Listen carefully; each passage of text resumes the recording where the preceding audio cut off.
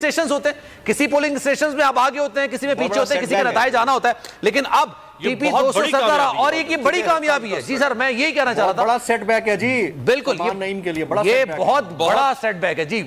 ये जैन कुरैशी साहब ने यहां से कामयाबी हासिल कर ली है। इतनी बड़ी कामयाबी है क्योंकि सलमान नईम ने ये सबसे पहले आप देख रहे हैं, ये पहला नतीजा है, बोल न्यूज़ ने अपनी रिवायत को बरकरार रखा है। जो नतीजा है ये मुकम्मल तौर पर सामने आया है। शिकस्त दी, इसका मतलब है कि पीटीआई का जो नैरेटिव है।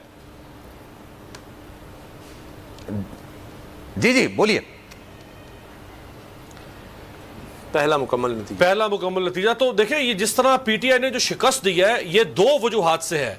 एक तो ये कि इमरान खान साहब का जो नैरेटिव है, इसका मतलब है लोगों ने उस नैरेटिव को बाय किया। दूसरा, ये जो मौजूदा हुकूमत है पीटीएम की, इस हुकूमत ने लोगों को डिसअपॉइंट किया। इस हुकूमत के फाशिज्म की वजह से ये हुकूमत एक्सपोज हो गई। इस हुकूमत ने समझा कि शायद हमें कभी जवाल नहीं आएगा। राना सनाउल्लाह एक फाशिस्ट लॉ मिनिस्टर के तौर पर सामने आए। शहबाज शरीफ खामोश बैठे हुए हैं, बिलावल भुट्टो जरदारी खामोश बैठे हुए हैं। फंडामेंटल राइट्स को वायलेट किया जा रहा है, ह्यूमन राइट्स की वायलेशन हो रही है, रस्सागिरी हो रही है पंजाब के अंदर, मुखालिफिन को जिस तरह से सप्रेस किया जा रहा है। इतनी अंधेर नगरी पुलिस की तुम्हें देखी, सारे सबकी जबानें सिली हुई हैं शहबाज शरीफ और उनके इत्तेहादियों की, और ये इन सब तरह की शटअप कॉल होगी अगर इनको शिकस्त होती है। तो मैं समझता हूं ये बहुत बड़ी कामयाबी है।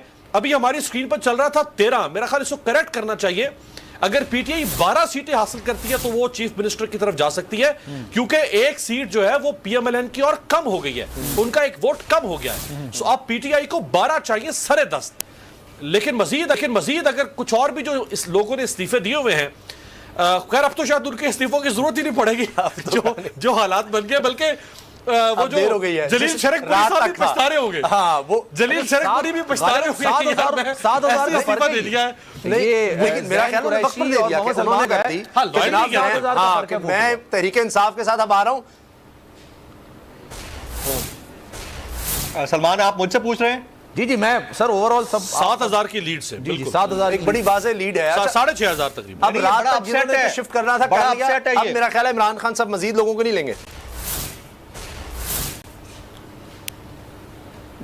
बड़ा अपसेट है इस वक्त पाकिस्तान तहरीक इंसाफ के कैंप के अंदर जो है जश्न मनाया जा रहा है। अच्छा, और यही बात हो रही थी, जो मेजर जो स्टेक होल्डर हो रही थी उनमें था, उनसे राब्ते में हूं। जी उसामा भाई कुछ कह रहे हैं आप? जी उसामा, आप कुछ कह रहे हैं? अच्छा, थोड़ा डिले है तो मैं जरा जैसे से वक्त गुजर रहा है।